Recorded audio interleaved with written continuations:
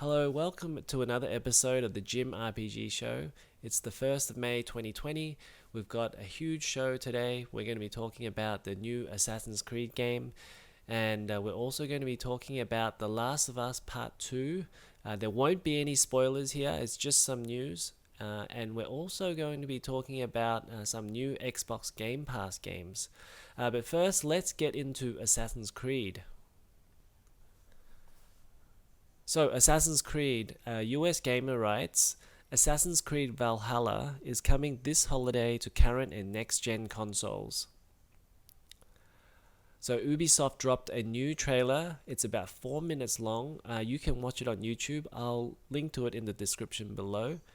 And US Gamer writes, in the trailer we get a glimpse of Viking life as the seemingly main character undergoes a ritual of sorts. Then an English king sends out troops and soon war is underway. There are longbows, fire arrows, and of course lots of axes. The fight at the end of the trailer even features a classic assassin weapon. At the end of the trailer, Xbox Series X branding is shown alongside Xbox One. Confirmed by an interview with Eurogamer, Assassin's Creed Valhalla will be splitting console generations this holiday with both a Series X and PlayStation 5 version on the way alongside current gen versions. A tweet from the Assassin's Creed France account confirms it's set for PC and Google Stadia as well. The Viking theme for this installment of Assassin's Creed has been rumored for some time. Even Ubisoft teased the new setting last year when a new Easter egg in Division 2 showed a Viking holding what looked like an apple of Eden. Ubisoft hosted a teaser stream yesterday where artist Code, Boss Logic, Abdo painted an image teasing the new setting. Once completed, it showed a Viking-style character with the assassin logo on his axe with longbows on one side and warriors clashing on the other. Okay, so it's a Viking Assassin's Creed. Basically, the only thing they haven't done is a samurai game at this stage. They pretty much done every historical theme that there is. Even Far Cry did some. Far Cry Primal did some very early history. But yeah, Assassin's Creed Valhalla. I've got more information about that. Valhalla, if you look on their official website, they have some more information about that. It actually takes place. Part of it takes place in England as well as Norway. So it says, build your own Viking legend, become Eivor, a mighty Viking raider, and lead your clan from the harsh shores of Norway to a new home amid the lush farmlands of 9th century England. Explore a beautiful, mysterious open world where you'll face brutal enemies, raid fortresses, build your clan's new settlement, and forge alliances to win glory and earn a place in Valhalla. England in the age of the Vikings is a fractured nation of petty lords and warring kingdoms. Beneath the chaos lies a rich and untamed land waiting for a new conqueror. Will it be you? And then on their website, they also have, concepts of the game. So I'll just read some of these. Lead epic raids. Lead your people in massive assaults against Saxon armies and fortresses. Expand your influence far beyond your settlement's borders. Command a crew of raiders and launch lightning-fast surprise attacks from your longship to claim your enemy's riches for your clan. So, Assassin's Creed, ever since Black Flag, has enjoyed going at doing naval battles. And it looks like Valhalla is no different. We had it in Origins to some extent. In fact, even there, I felt like they forced quite a few naval battles onto the player, even though they didn't really have to. There were some parts where they had to travel to Rome, and yeah, it I guess it kind of enjoys the naval area as like a large open playground in Origins, and definitely in Odyssey, where it's set in the Mediterranean. There is extensive naval battles. I haven't played Odyssey yet. I do have the game, but it looks like Valhalla, there's going to be more. I guess especially with the Vikings theme, it was always going to happen. But interesting that they're looking at setting it in England, I guess, so that they could build a lot of the scenery similar, and also buildings and settlements similar to what they have done in and what they have done in Odyssey and Origins. So it's going to be a very similar type of map, although it will definitely have a different color palette. Okay, visceral combat. Unleash the ruthless fighting style of a Viking warrior and dual-wield axes, swords, or even shields against fierce, relentless foes. Choose your tactics and dismember opponents in close quarters combat, riddle them with arrows, or assassinate them with your hidden blade. So I think here there isn't anything that is terribly new, which the Origins combat was perfectly acceptable, and it looks like there's probably going to be an emphasis on Viking weapons such as things like axes, and Ubisoft have a good record on the combat. They've got games like For Honor and all of the Assassin's Creed games where they have pretty good hand-to-hand combat. As of now, at least the last couple of games, they've done quite well there. So I think they don't have to improve too much in this area. It's already really good. I noted in my review the Origins combat is fantastic. Hand-to-hand combat in general, and the way that the character can is quite fluid and moves really fluidly. I think the combat is going to be one of the strong points of the Assassin's Creed games.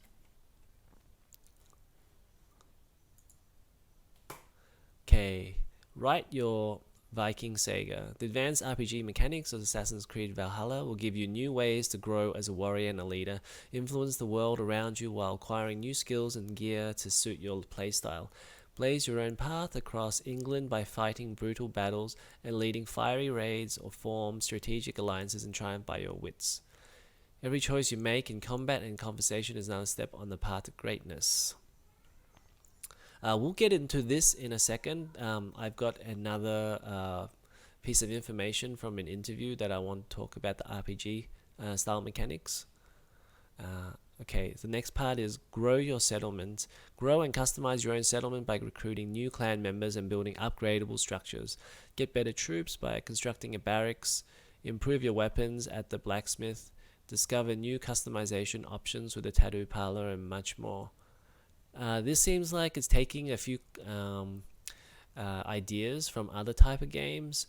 I don't know exactly if Far Cry had this sort of similar like grow your clan style of game, but certainly in games like Grand Theft Auto, where you have a clan, or Red Dead Redemption, it sounds like you build up your clan, and then maybe you can take them into different battles. So that actually is going to be quite interesting if that is a bit of a side type of activity to do.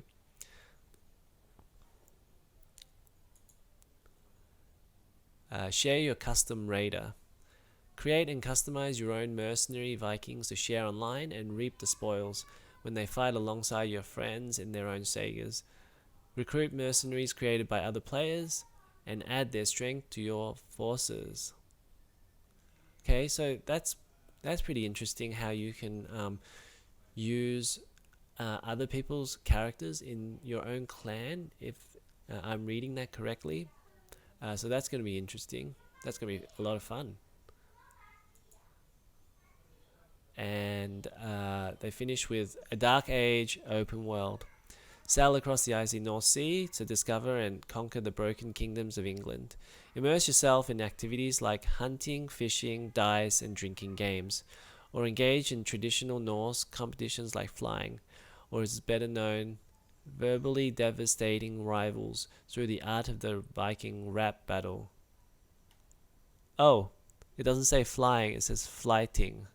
Okay, so I'm gonna have to look that up. I'm not too sure what that's all about, but yes, a Viking rap battle.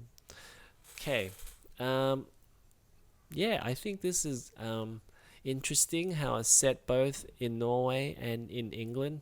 I'm not 100% sure on having all of these different activities dispersed throughout the world, but at least,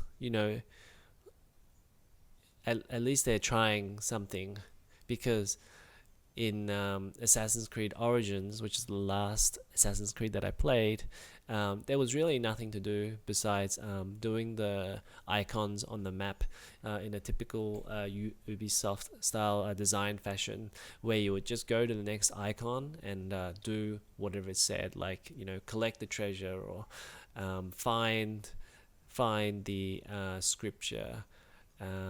At least they're expanding on that, putting in different activities.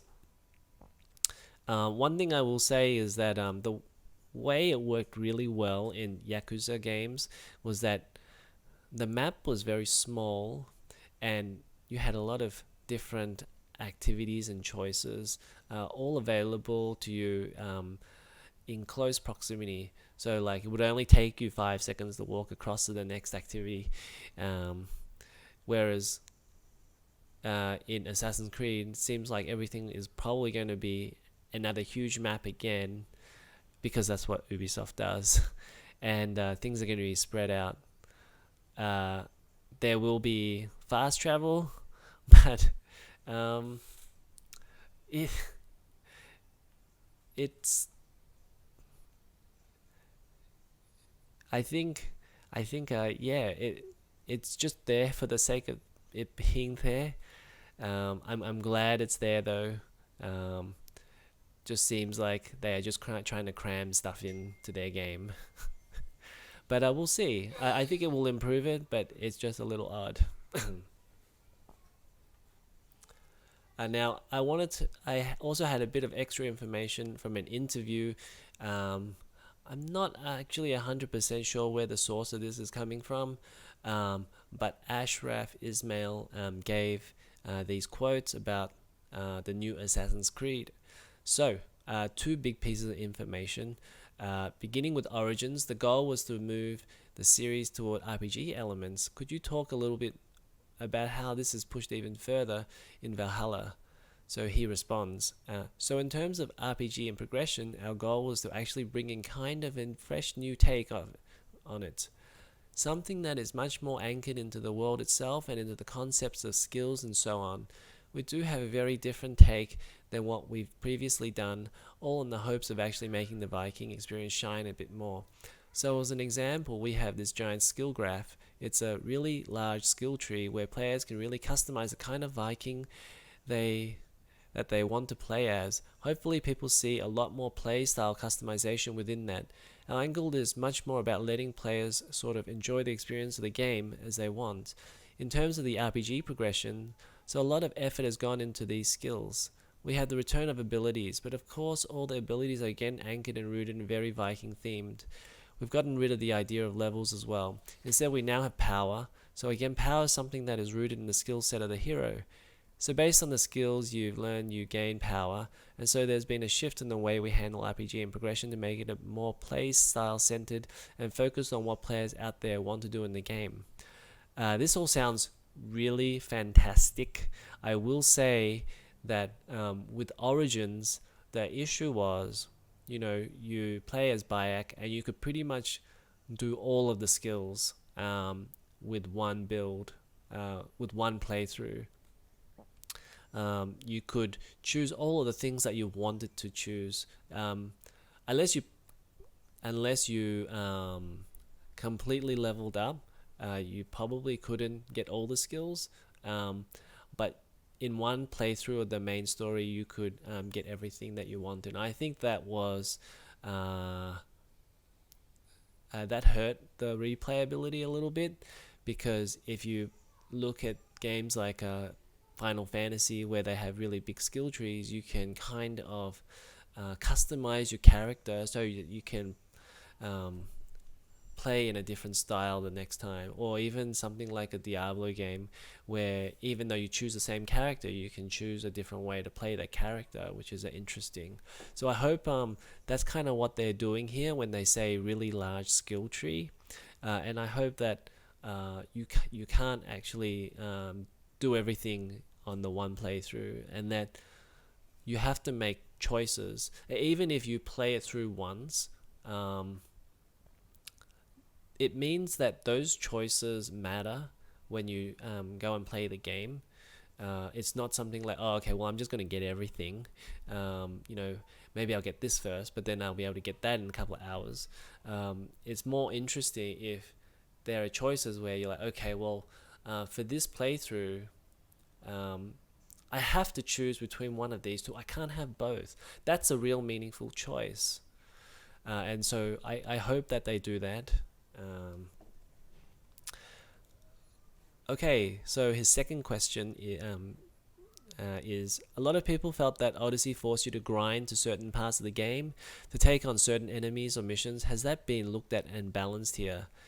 And Ashraf Ismail writes, well, with Valhalla, with the balancing of the game, it's our angle. Our goal is to just let players play the content they want. Again, we built a really intriguing world that takes place in Dark Ages England and Norway. By the way, when you leave Norway to England, you can always go back to Norway. So we built these really beautiful, breathtaking living worlds, and we want players to play the content as they wish to play it. That's the way the game is being balanced. So people want to focus on narrative, there's no issue there. People want to focus on their settlement, again, no issue there. It's really up to players to decide how they want to consume their content. That's always been our angle, and again, this we're showcasing Ivos' personal journey. We're really focused on that. So again, if people want to focus on that personal journey and the relationships that come out of that, they can do that.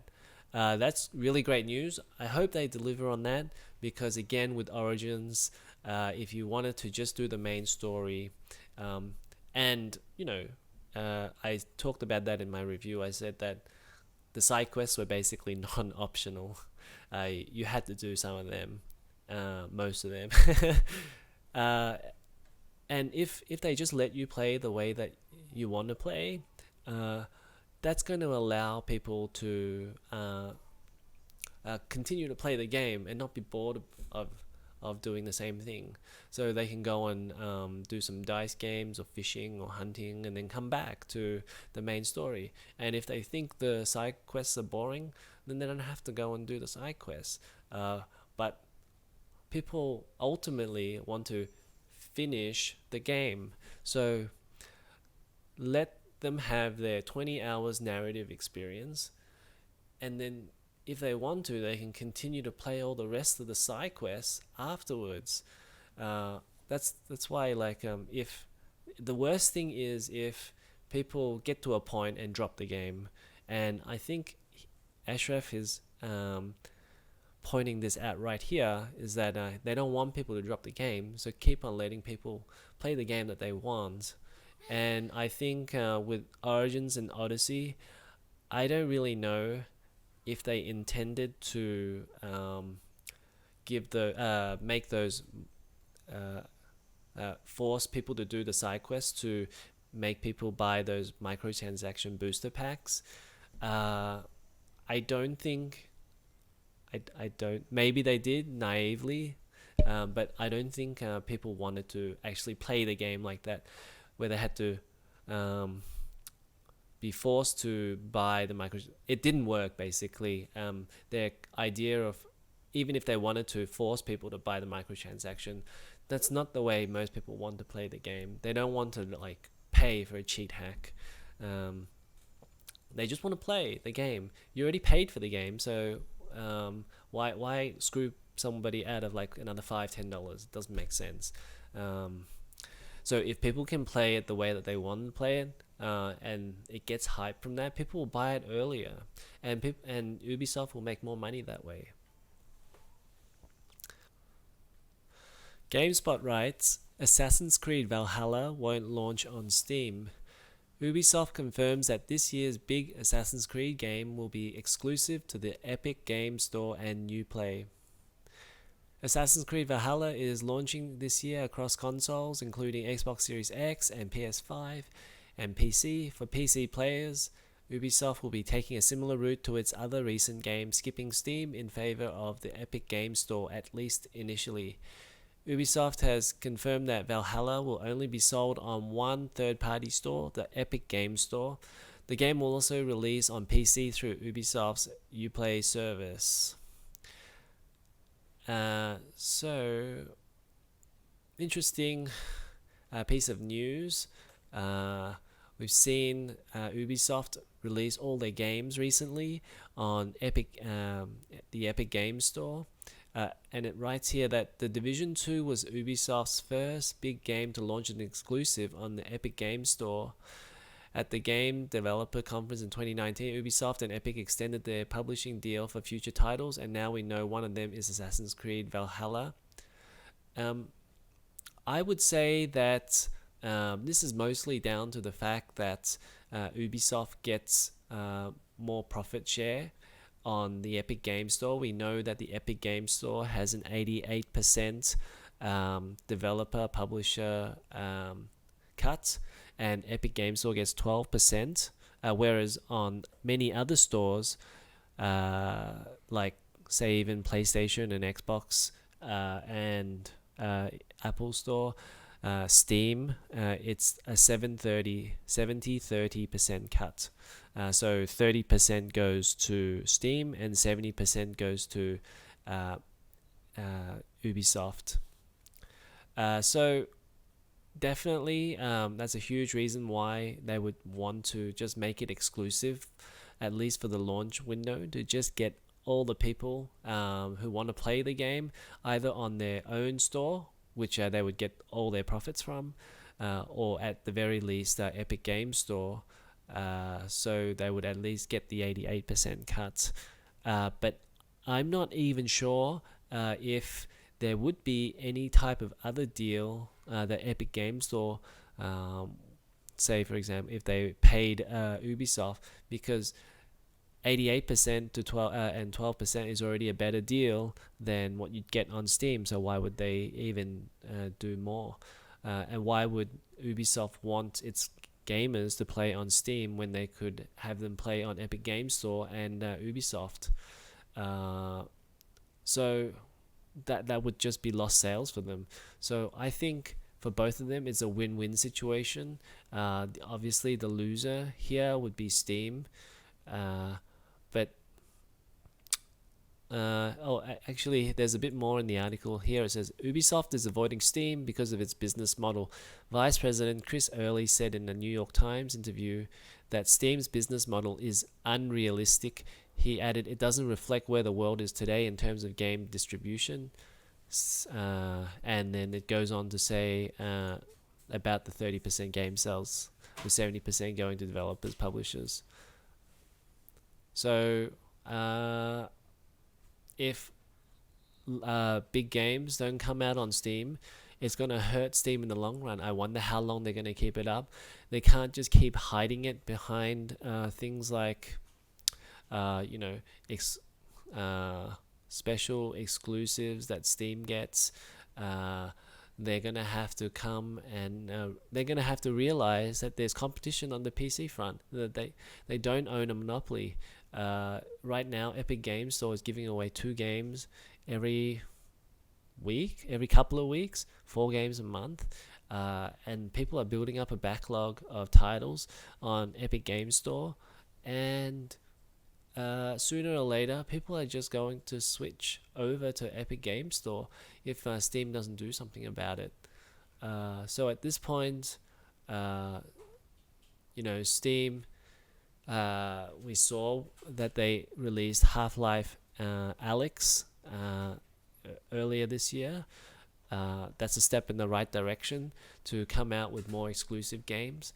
but I think they still need to engage with third-party developers before they all run away to other services. Okay, so that's all the Assassin's Creed coverage. So now we're going to talk about The Last of Us Part 2, and just a word of, I guess, just a note. We're not going to talk about any spoilers here, so you don't have to worry. I don't even know the storyline of The Last of Us Part 2. I have finished The Last of Us, but I won't even spoil that because there's nothing to talk about there. And also, I'm not going to put The Last of Us Part 2 into the description. I'm not going to list it in the title. I'm not going to put it as a tag. Simply because it may link to other type of videos that may give you spoilers. And also, in the comments below, we're going to turn on the review for comments first, so I get to see them first before they get published on the site. So hopefully there won't be any spoilers in the comments. Yeah, so that's my I guess warning. I'm not gonna have a link for this article. You can see that it's on the usplaystation.com blog, so you can get there yourself if you search for The Last of Us Part 2. And so it goes on to write that and it's not just about Last of Us Part 2, this is also about Ghost of Tsushima as well. So both Naughty Dog's and Sucker Punch Productions PS4 titles will launch this summer. Okay, here we go. As we begin to see an ease in the global distribution environment, I am pleased to confirm that The Last of Us Part 2 will arrive on June the 19th, and Ghost of Tsushima will follow on July 17th. Yeah, so there you go. The release dates for both of those games. Initially, The Last of Us Part 2 was supposed to be in May, and Ghost of Tsushima was supposed to be in June, and now they've been pushed a month back.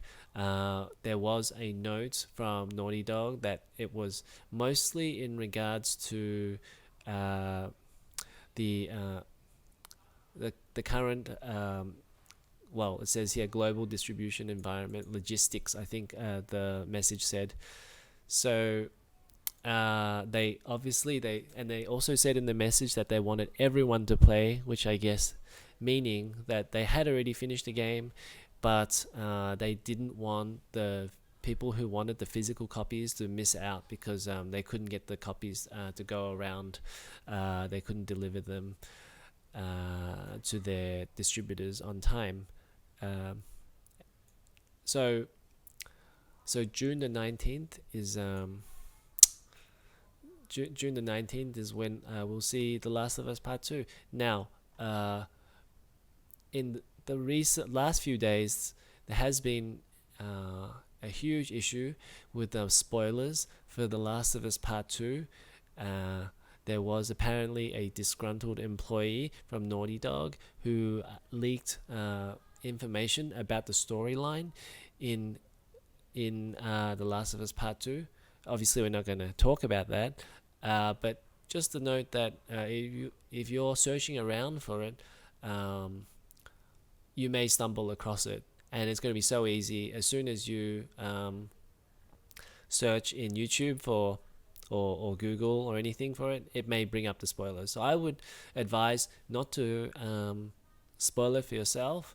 June the 19th is not too far away, just like almost 6 weeks away. And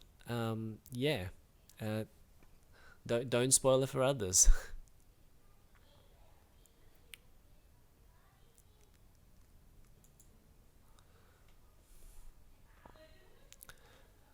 Our next article is about Red Dead Redemption 2. And it's coming for Xbox Game Pass. Red Dead Redemption 2 will be coming to Xbox Game Pass on May the 7th. So if you don't know already, Xbox Game Pass is like the Netflix of gaming on the Xbox or Microsoft Xbox brand, console. So there's over 100 games on the list of games that you can download. So you pay like a monthly fee. I think it's about $15 normally, and I think now they have it's either $5 or $10 per month while it's in beta. And so for $10 a month, you can play as much as you want on those 100 games. They're not demos, they're full games. You can finish all the games on there, but they have a selection of titles. And so Red Dead Redemption 2 is coming on May the 7th, and that's huge. The other thing to note here is that it's only for console, so this is not for the PC version, because Red Dead Redemption 2 released about a year later on the PC than it did in the console. I believe PC was last year, 2019, and console was 2018. But this is probably the biggest game from the last couple of years, and now if you wanted to play it, and you have an Xbox, you just pay $10 a month and you get to finish it off. Finish the entire game. Now, the other thing is that with Red Dead Redemption 2, coming onto Xbox Game Pass, they're going to take away Grand Theft Auto 5. So if you have until May the 7th to play Grand Theft Auto 5, otherwise afterwards you can still pick up the game on the Microsoft Store. And another game that recently came out is also Yakuza Kiwami. So I think that came out last week. So a game that I really enjoy. So you can also check that out as well.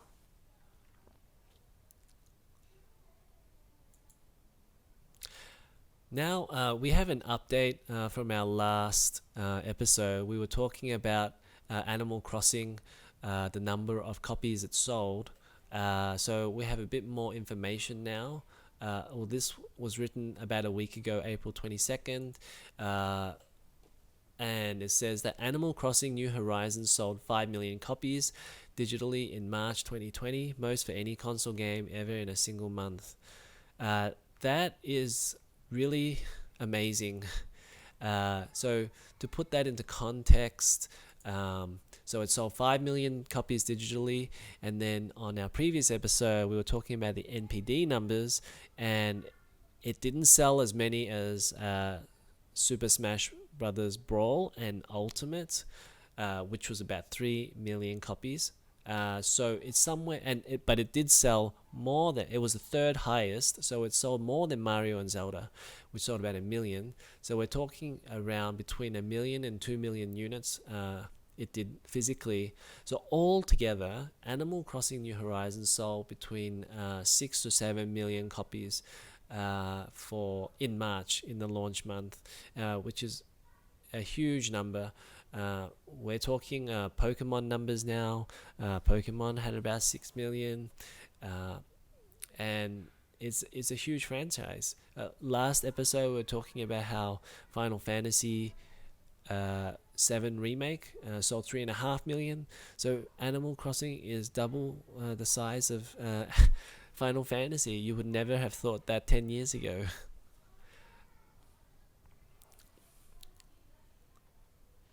So that's Animal Crossing. Okay,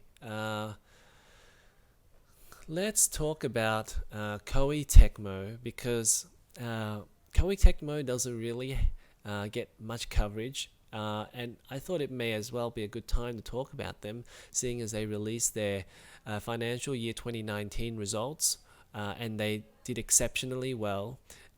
We see that Atelier Ryza had 420,000 units sold. It also says Neo 2 and PS5 is selling, Persona 5S, which I believe is their,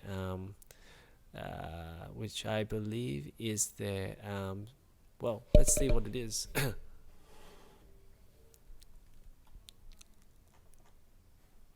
Just hold on a minute. Persona 5. Oh, Scramble, right. So this is the hack and slash Dynasty Warriors game, of course. Where are we? Okay, so that seems like it's done really well. And it also says that overseas sales at 30%. That's growth of 37%, and that they say that everything is up. That's huge. Let's read some more of these tweets. Black Kite writes, Koei Tecmo has published the full fiscal year report for financial year 2019 that ended in March 2020. We won't look at the PDF, but these are the highlights. Romance of the Whoopsie daisies. Romance of the Three Kingdoms 14 sold 260,000 worldwide, which is absolutely huge. Warriors Orochi 4 Ultimate 250,000 worldwide. Neo 1 580,000 worldwide this financial year. So Neo 1 is a 2017 game, and total lifetime of over 1 million. I think it's closer to 2 million because I'm pretty sure in the 2018 it already passed or was very close to passing 1 million. And they also write that Neo 2 and Persona 5 Scramble is selling well for now. So it looks as though, with Atlia and Romance of the Three Kingdoms, the strategy game that's been going on for ages. It's been on Nintendo and Super Nintendo, and now it's on the latest consoles. All of these niche games selling 250 to 400,000. Atlia Rise is selling 400,000 copies, and they bring out a game almost every 6 months, it seems now. That's huge numbers. You want to look at 420,000 times $60. That's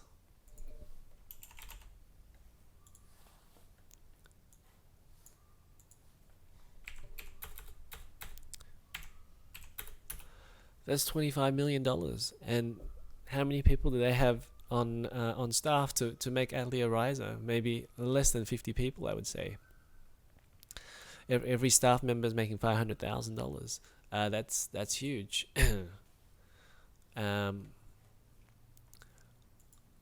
Whoops, again. So Rise is doing extremely well, and I think even something like Romance of the Three Kingdoms 14 is a very niche game that not a lot of people would play on a console particularly, but rather I think that they would definitely play these type of games on the PC. However, on the PC, there are other games that kind of suit, I guess, PC gamers more. With keyboard and mouse. Games like the Total War series, and even games like from Paradox, those type of strategy games. Romance of the Three Kingdoms is very console oriented, so it seems like a very niche audience. Now, the way I say that is, things like when you move troops and things like that is very very controller based.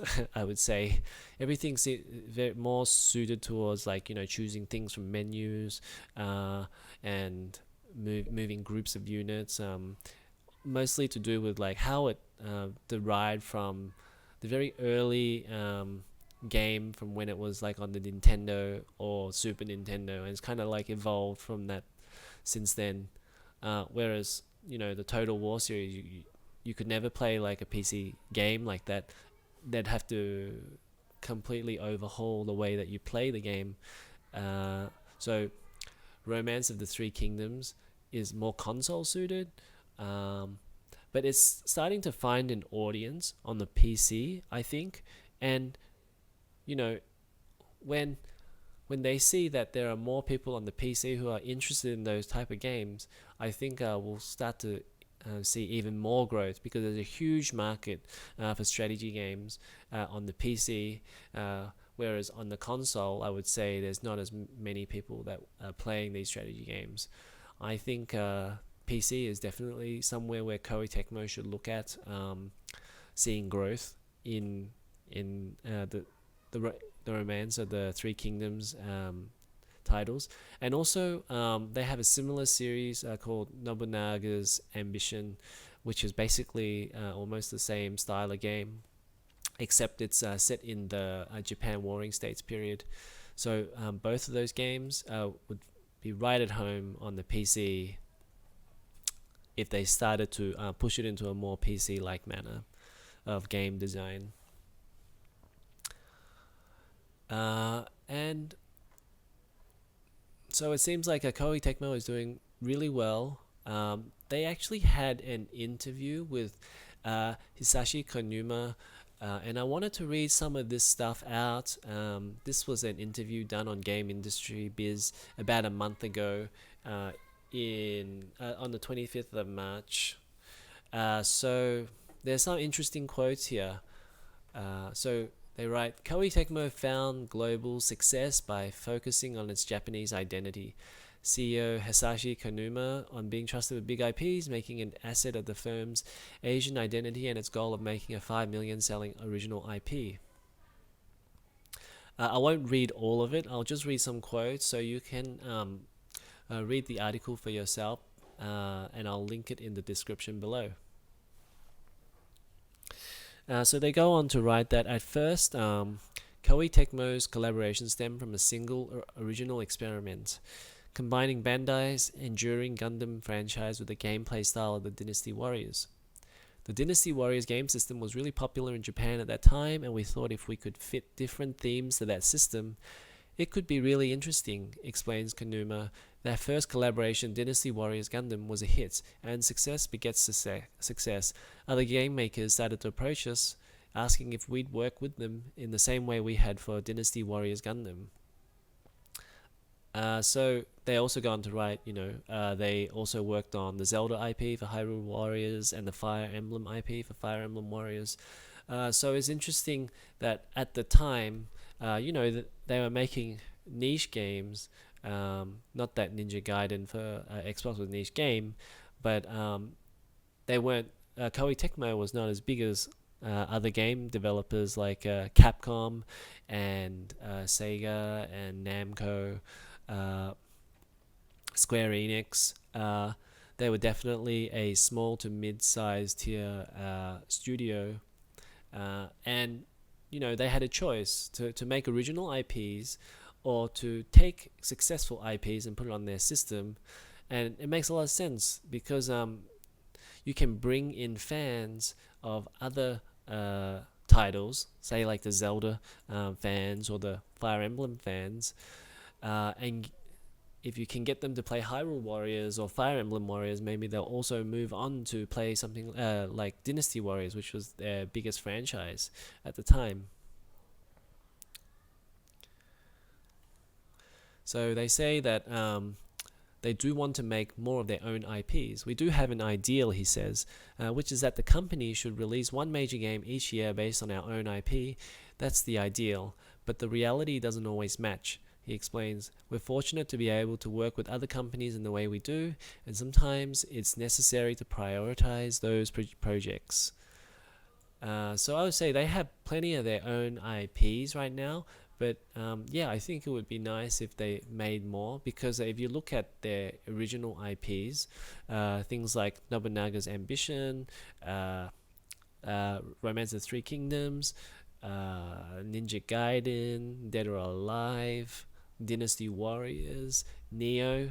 There are a lot of original IPs that they have, and while they do have an issue with like rehashing some of them, say like the Dynasty Warriors a little bit too much, they do have interesting IPs. So he goes on to write that when you create a brand new IP, there's always a chance of the worst case scenario where you don't sell any copies at all. It's very high risk, and we need to strike a balance where we can take those risks, but still know that even if something goes wrong, the company will be okay. As we increase the number of reliable, successful titles we release, it will be great if we can become the kind of company that takes on the challenge of releasing new IP every year as well. That ambition is expressed clearly in the company's financial statements, which reveal a target of releasing a game based on self-owned IP that reaches 5 million unit sales.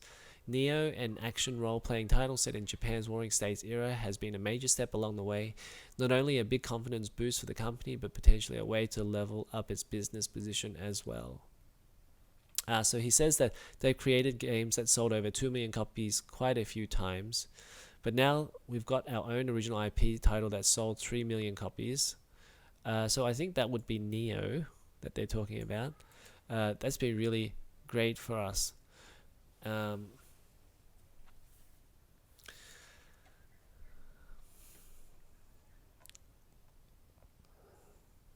So I'll just scroll down a little bit more.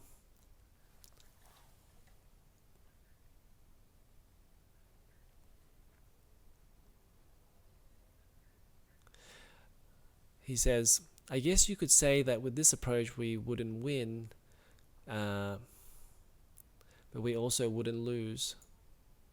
We would become a place where we brought together people with the same background. Oh, okay. So let me start again. The thing is that 10 to 15 years ago, we were a very small firm, explains Konuima. The idea of becoming a major company in the West is a huge aspiration. It didn't seem like we could compete with the other companies doing that. Rather than joining some kind of impossible contest, we felt like we had something special of our own in terms of Japanese culture, Asian culture. If we could be a company developing games which reflected that special characteristic, using that to create our own path rather than impossibly following down the same path as other companies, that would be a way to progress. And it would make our players happy too. I guess you could say that with this approach we wouldn't win, but we also wouldn't lose. We could become a place where we brought together people with the same background and the same cultural ideas, and rather than trying to compete with everyone else going in the same direction, we could develop into a company where Japan's special characteristics emerge from our creativity. We felt that we could make a strength of our games being made in Japan. Okay, so what they're saying is 10 to 15 years ago, they didn't want to compete with the Ubisofts and the, I guess the 2Ks, Rockstars, because, they had huge resources, huge numbers of staff, and already games that were selling in the millions, that they couldn't really go and make a similar style of game or a Western style of game. They wanted to focus in on developing their audience and then growing from that steady base of fans. And they thought they could do it best if they reflected and made games based on the things that they know best, which was seems like they're saying that they know Japanese culture best, so why not create games that focused on their own culture rather than thinking about making a game where they didn't fully understand the culture. And that makes a lot of sense. I think at some point though, you have to, if you want to grow out of the niche, you have to focus on, it's not so much the character, I think, but rather the themes of the game. So if the theme of your game is something that everybody can relate to, it doesn't really matter whether it's set in Japan or set in America, as long as people understand the themes of the game. So in fact, you could make a Final Fantasy game with all Asian characters, but if the themes are global, then I think people are still going to play the game.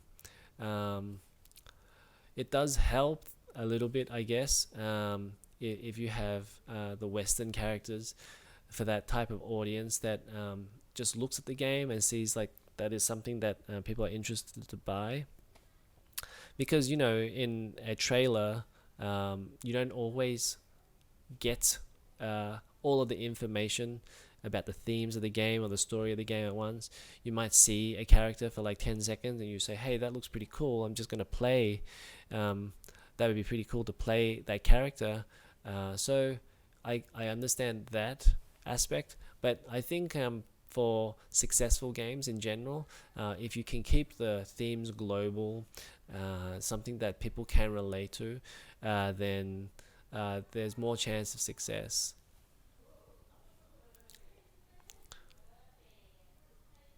Here, so they talk about how they're doing in China.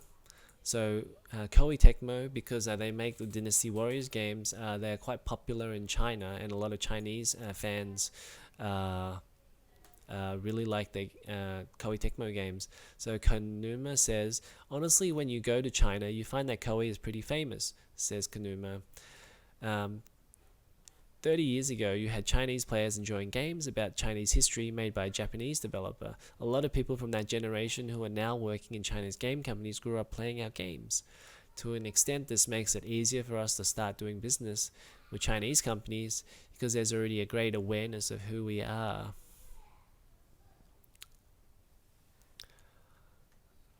So here he writes about the mobile market.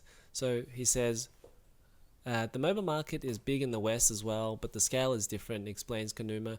If you compare the ratio and the sizes of the packaged game market versus the mobile game market, mobile games market share in Japan is extremely high. Ultimately, the packaged game market in Japan has become quite small. It's less than 10% of the global market now, so our packaged game sales are focused in the West. He also says, players' tastes between China, Japan, and America, he says that the players' tastes are completely different. Perhaps it's because Japan is an island nation and China is on the continent, but when it comes to games, they really want to compete and win against each other. If you look at their game systems, a lot of them are designed so that you can spend money and get stronger in the game, and they really seem to enjoy that. On the other hand, Japanese players prefer lottery or gacha style systems where you pay some money and don't know exactly what you'll get in return.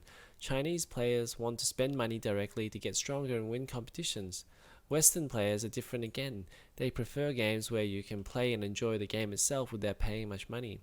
So if we're going to launch in different markets, we definitely need to tune how the monetization works in order to match the expectations of different cultures. And also, he says, even in Japan, there's been a kind of globalization of players' taste. Players here are becoming more like those elsewhere in the world. The systems which Chinese players prefer are becoming popular here to some extent. It used to be that kind of monetization would be totally impossible here, but now it's pretty successful. Overall, it seems like the mobile market itself is becoming more global. Okay, so those three quotes is interesting because I think we saw a shift in, I guess, the way the mobile market was getting larger by, I would say, during the PS3 era, and I think that's a reason why the PlayStation 4 became a more Western focused style of console, and they were already developing the PlayStation 4 for Western style audience with Western developers. If you look at all of the top games that are coming out for PlayStation 4, they were all games from Western developers like Naughty Dog and Sucker Punch, and there weren't as many Japanese as big Japanese style games, and a lot of those were developed by third parties like Square Enix and Final Fantasy. Namco and Capcom, they were the ones that were developing PlayStation 4 games. So already by the PlayStation 3 era, we were starting to see that people weren't as interested in at least the Sony handhelds, the Vita, as much, and even the 3DS had less sales than the DS, and people were more interested in phones, mobile phones. They could play their phone. They didn't have to carry like 2 or 3 other devices. They just carried the one device, and people were gaming on mobile systems, and they didn't mind so much about having actual physical controls, because a lot of the RPG style games didn't really need to have accurate controls, whereas maybe console games, action games anyway, and they used to exist, they really needed physical controls, but role-playing games where you select attacks and things like that, you could get away with having it on the mobile, and then having a touchscreen.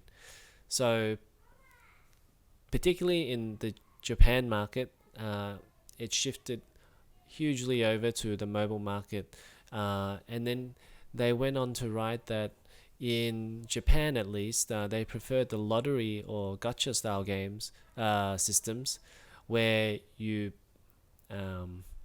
pay a certain amount of money and get like a surprise, and you didn't know if it was good or bad. And the Japanese players preferred that style of game because there was a bit of luck involved whether you were getting something good or not, and they didn't really see it as paying for something. They were just paying for enjoyment, kind of like when they go pachinko parlors, and most of those are just pure gambling.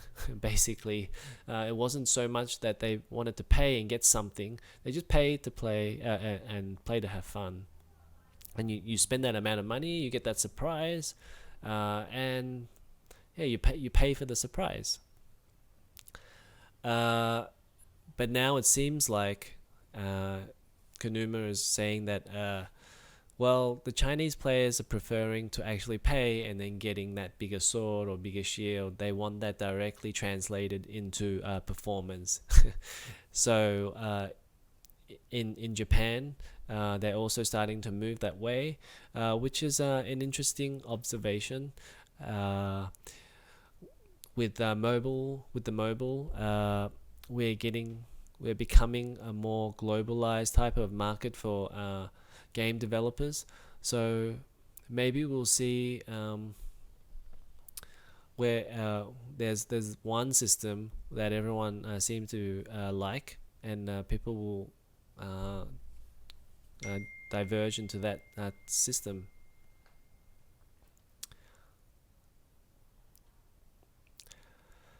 So that's probably about most of the things that he had to say.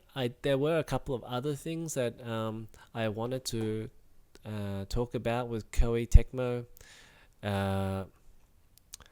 I think that they've done extremely well, as we saw in the previous article for financial year 2019 results. Atelier Ryza is doing extremely well. I will say though, if they can fix a couple of issues that I personally have with them, then they would do even better. The first one is that I feel like Koei Tecmo, they put out a lot of a lot of games that are just suited for fans, and it's nice to support your fans, but at the same time, if you're only looking after your fans and you're continually putting out stuff, then you are not speaking to the other 95% of the audience out there. Like if you look at Koei Tecmo publisher in Steam, it's just a stack of Atelier games, and while Atelier is doing really well, Ryza sold 420,000 copies. If you're not an Atelier fan, what is in it for you? It doesn't seem like it tries to get you in on the type of game, because it seems like, and maybe Atelier players will beat me over the head with a stick with this, but a lot of them seem like it revolves around similar gameplay with a different protagonist. Obviously, I know that the game mechanics are different in every game, but you know, from its appearance, why should one person start playing them? It doesn't seem like it tries to grab new players. It seems to focus only on its existing fan base. I think they need to do more on that front. They need to try and capture a new audience who may be slightly interested, but not interested enough to pay $60 to play Atelier Ryza. And I think the second issue, probably the bigger issue that I have with Koei Tecmo, is that they seem a little out of touch with how much DLC that a typical fan wants to pay. So obviously, you know, even with Dead or Alive, I know you don't have to buy all of the costumes, but this is the type of thing that doesn't make any sense, really, to put out all of these costumes, make them all like a six. Well, he has 6 ringgit, which is $1.50 US, and why gouge, like, you know, 5% of your Dead or Alive fans?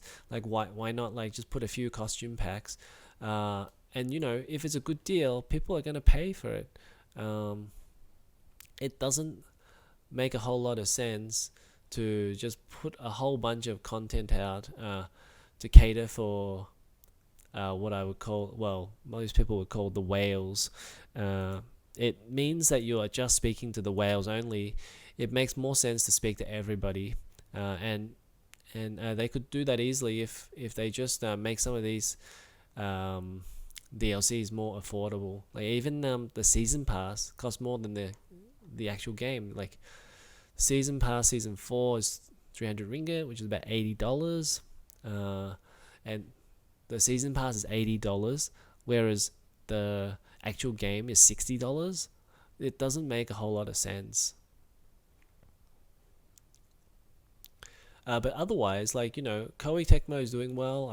I love Neo, and you know, sometimes I do play Dynasty Warriors, you know, just for a bit of fun. I wish them all the best. But I do hope that they continue to expand, both in terms of their game design and game philosophies, so that they can grab a bigger audience. Alright, let's take a look at another story. This one is about PCGamingWiki. If you haven't been there, it's a site which helps gamers. When you look up a game on their wiki, they will tell you a lot of information about the game that you may not know. So it will have like systems specifications or requirements. It might tell you whether it comes with like different options inside the option screen.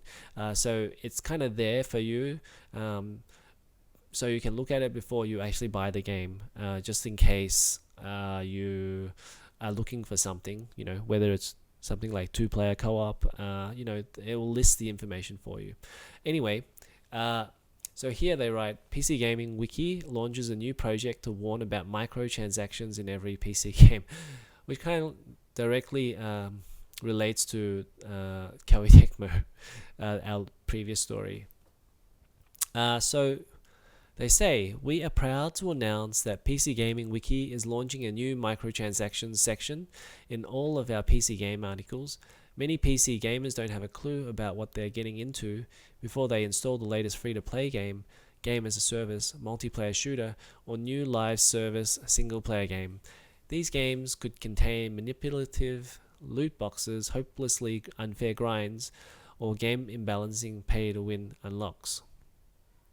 At PCGamingWiki, we want to provide absolutely clear information as to how each game is monetized and what microtransaction techniques are being employed. We want people to know whether the game includes solid DLC or expansion packs that deliver solid content post-release, or whether their game features real money gambling mechanics or keeps their best content behind paywalls or premium subscriptions. This is a great initiative from PCGamingWiki, and I hope that they're asking for people's help, I believe. Let's see, we need editors. So he says that their project is quite ambitious and we're making new changes that needs more manpower. I hope that they get their manpower and get it in a fair, equitable way. And they're looking for people to categorize stuff in games. So for example, here in Destiny 2, they will list how the monetization or how the game makes its money, especially if it's free to play. Like how can Destiny 2 be free to play? There must be some way that they're making money. So it might be because there's boost or cosmetic or loot boxes, and then it's going to list these things in the microtransaction section, whether it has like currency, like coins that you have to buy, or loot boxes that give you special items, boosts which increase like your experience points, or powers, strength, pay to skip, and an infinite cap, which means there's no practical limit to how much real money can be spent in the game. So it's a good, it's great that they're putting this in.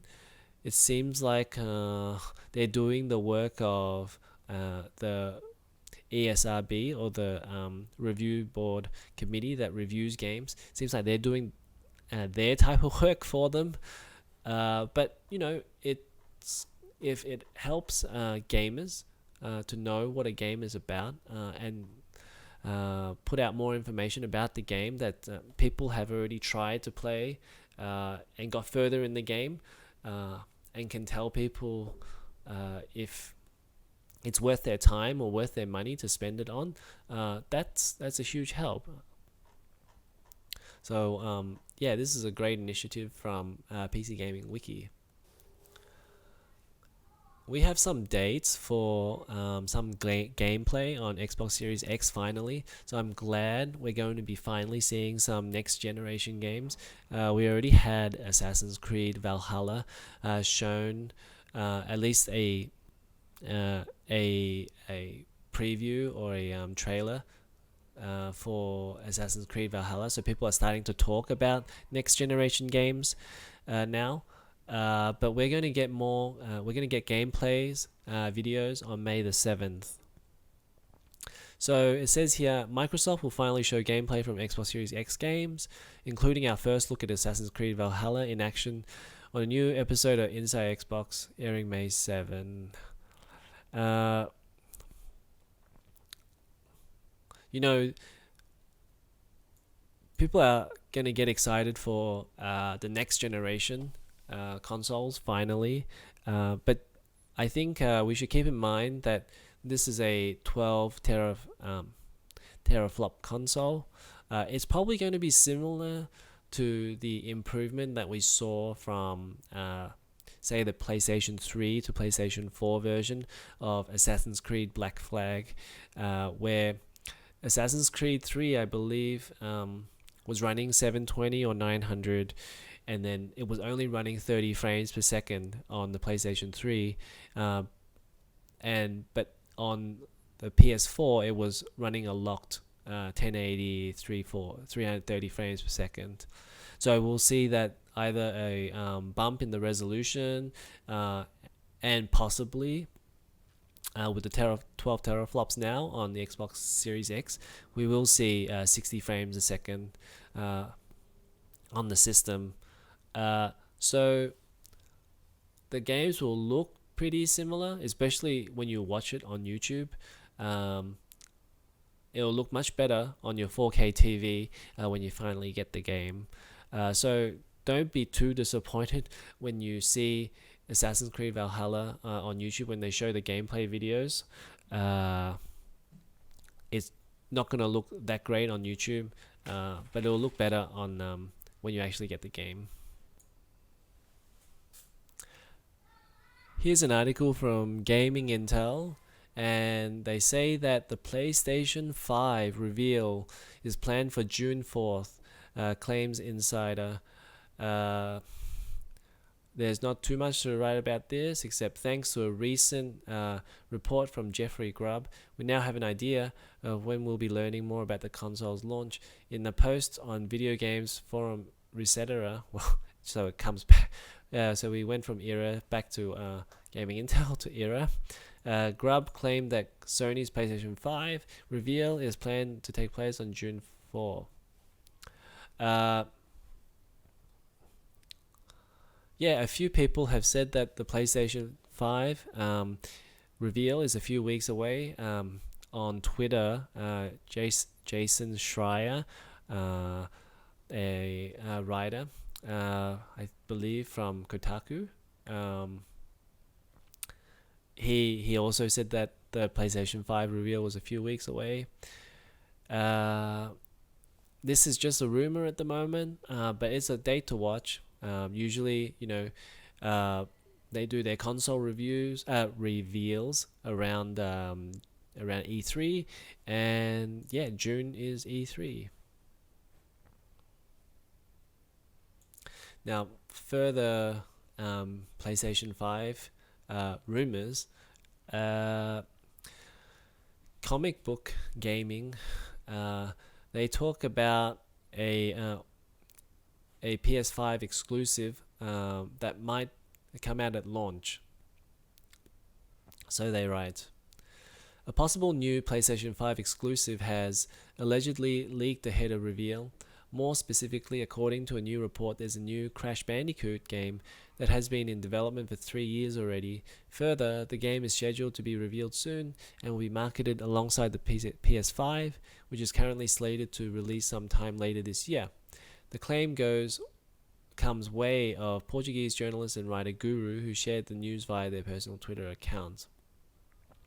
So Crash Bandicoot as a launch game, or at least in the launch window of PlayStation 5, that's very, very possible, because last year we had the remakes, and I'm sure they put out the remakes just to test the waters, or at least get the excitement from previous Crash Bandicoot fans, and also to get those Crash Bandicoot fans to kind of get other people to play the series. So they had this time to build up their fan base, and yeah, it's very, very possible that we could see a Crash Bandicoot game on the PlayStation 5 when it comes out. And it makes a lot of sense to release a Sony developed or Sony mascot style game for the new console. So yeah, I think this is probably true, but again, this is just a rumor for now, and we'll just have to wait and see when the PlayStation 5 reveal comes out on June the 4th. Okay, let's talk about some hardware news. We've got a rumor here, but it's not. In fact, even in the article, they said that it's possible that it's very possible that it's fake. But they talk about AMD Threadripper 3980X. Now, remember, there's two types of CPUs or AMD CPUs. So they have their regular Ryzens, and they also have Threadrippers, which have a lot more cores and threads in them than the Ryzens. So the Ryzens at the moment, they top out at 16 cores and 32 threads for the 3950X.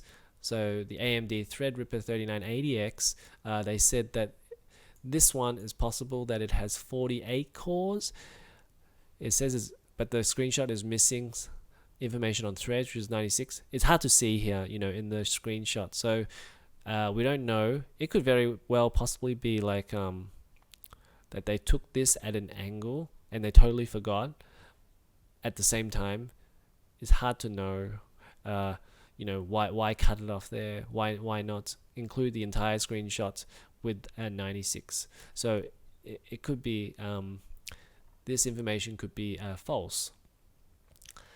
But Video Cards does say that a 48 core part would make a lot of sense, given that they have 12 cores and 24 cores, and they could easily have a 48 core CPU. And it would make sense to put a CPU right in here, so that you didn't have to choose between the 32 and the 64. Then you could choose something in between. There's a price gap there for them to exploit, so it makes a lot of sense for them to build a CPU in that region. So who knows? But yeah, it looks like a 3980X could come. That said, if you want the absolute ultimate Ryzen Threadripper, then you'd want the 3990X, which is apparently coming. It has 64 cores and 128 threads, and that's a ton more threads than that's going to be 8 times more threads than a PlayStation 5 and an Xbox. So that's, well, actually, and also that's going to cost you 4,000 USD. So you could probably buy like 10 Xbox and PlayStation 5s with that money.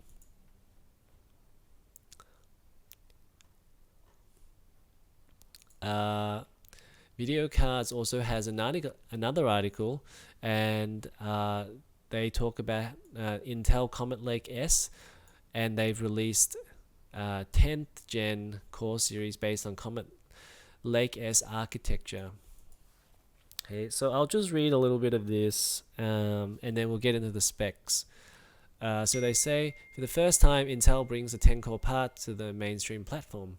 This upgrade comes at a cost of higher TDP of 125 watts. The fastest SKU is called Core i9-10900K, or KF, if you do not need an integrated GPU, has a maximum turbo clock at 5.3 GHz. This flagship Core S SKU will cost 488 USD, which is not a retail price, but the cost for 1,000 units. Okay. And this is really interesting. What is important here is that all Intel Core and Pentium CPUs now have hyperthreading enabled. Now remember, the previous gen, the i9-9900Ks, they had from i3, i5, i7, they did not have hyperthreading, and it was only the i9-9900s that had hyperthreading, which is kind of incredible. They've basically backpedaled on this because AMD provided threads for all of their multi-threads for all of their CPUs, and Intel didn't. And people probably looked at it and go, why am I paying for a 6-core 6-thread CPU when I can just jump to AMD for the same price and get 6 cores 12 threads? It doesn't make a lot of sense.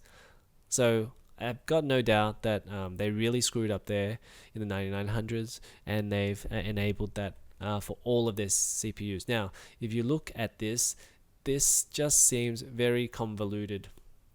These are the specs for the 10th gen Core Lake-S, and they go from 2-core 2 threads, which is basically like their Celeron style now CPUs. They have 2-core 4 threads, which is like their Pentium processors. Which, mind you, if you are just going to build like a office type of PC, this makes a lot of sense to just buy like a 2-core 2 thread or a 2-core 4 thread, $40, $60, and just call it a day. You could buy the Ryzen. That would also work as well.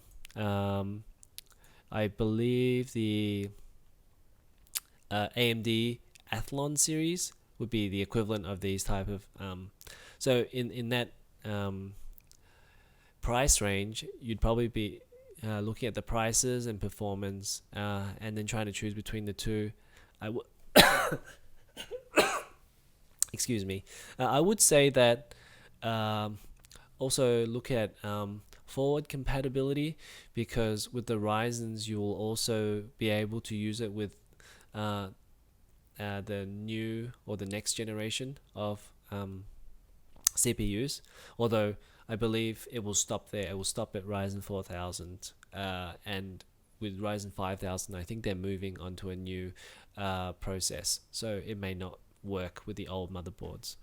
But yeah, with Ryzen 2000, 3000, you could just buy a compatible motherboard, say like the latest one, B450, and then just plug in a Ryzen 2000, and later on you just put in a Ryzen 4000 and it will work. But yeah, going back to Intel 10th gen,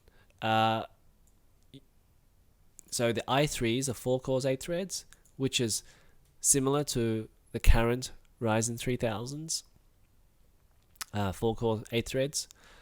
The i5s are 6 cores 12 threads, and there's quite a number of these SKUs, and then they differ in between with like some if you look at here, the K is means it's unlocked, so you'll be able to overclock it, and then some have no integrated graphics, so the K will have integrated graphics here, and it'll be unlocked. So this is the highest tier of that i5. But if you buy the i5 10600KF, which has no integrated graphics, you will save approximately $30, which is not bad, which makes a lot of sense. If you're already going to put in your own graphics card, then you wouldn't need your integrated graphics. Then yeah, I would definitely save the $30 there. And also, similar with the i7s, these are the 8-core 16-thread CPUs, and the difference between them again is like the unlocked and no integrated graphics. And then the i9s are 10-core 20 threads. Now, we don't actually know what the recommended retail price or the MSRP is going to be right now. If you buy them, so it says here this is the cost for 1,000 units. So if you buy 1,000 units of this at 488, I guess maybe you'd probably try to flip it for like 10-20%. So you're looking at RRP of maybe about, say, $50 on top of this is like $550. Because there's such a low margin in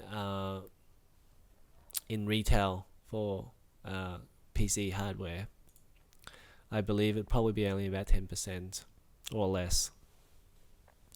So now the question is, are you going to buy Ryzen or are you going to buy Intel? And I will say that if you're just looking based on these two, based on the specs, they're really very, very similar. I will say that if you clock for clock, if they're exactly the same, then the Intels are known to have to be a little bit faster if they have the same clock speed. So then when one says it's 2.9 and the other one also says it's 2.9 as well, that doesn't mean that they're exactly the same speed. It just means it's their clock compared to all the other Intels or compared to all the other AMD chips. But it's close. So, but yeah, the Intels usually are a bit faster, and you're going to have to do some research and check for yourself how much faster in terms of seeing some hardware tests on YouTube,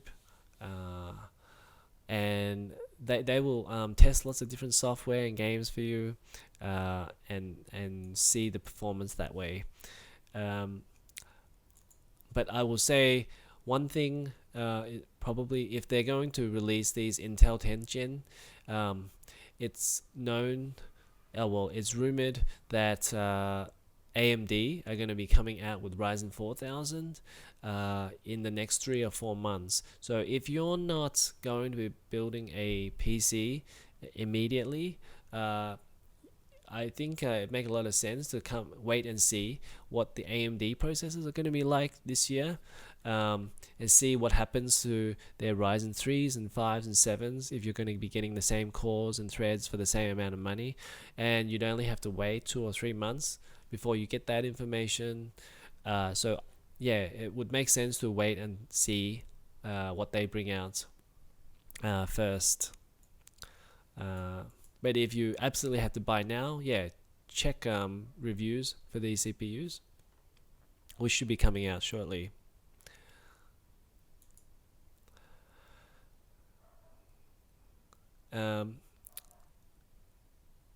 And yeah, I was going to make one final comment on these Intel and AMD processors. Personally, I think that it doesn't make a whole lot of sense. This kind of like all looks really confusing with the 32 stack of CPUs. It's going to make it hard for the average consumer to choose their CPU. And, you know, Intel is not supposed to be that type of company. Intel was supposed to be the company that made a lot of sense and had and made it simple for people to get into PC hardware.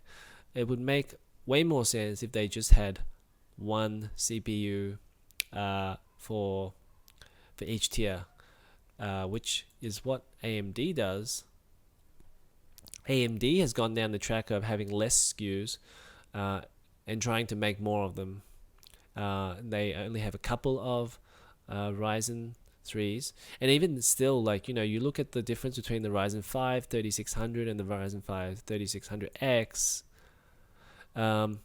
It's the same CPU, except one has a higher base clock. The X, they have factory improved the base clock and the turbo clock, but if you could easily just unlock that yourself. The 3600 is unlocked. You just go into BIOS and type in a new base clock, and you'll get your 3600X for basically for free.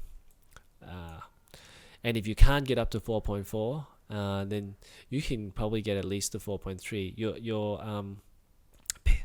CPU already does 4.2, so there should be no reason why you wouldn't be able to do 4.3 anyway. And you'd lose 0.1 of gigahertz, which probably be 2.5% if my math is correct, with $50 difference.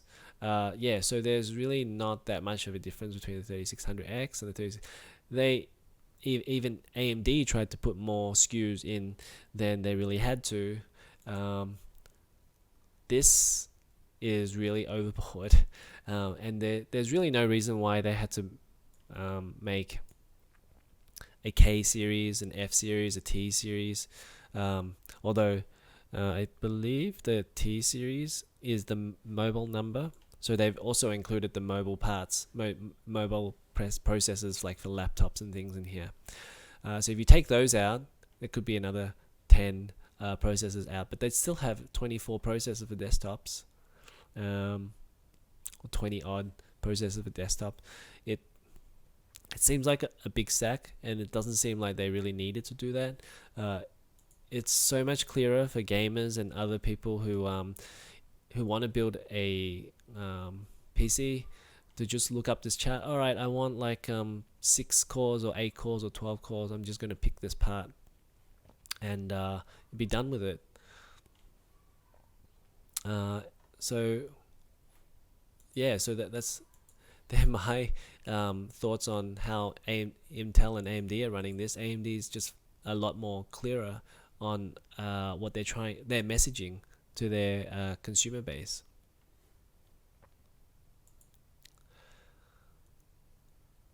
Okay, I believe, and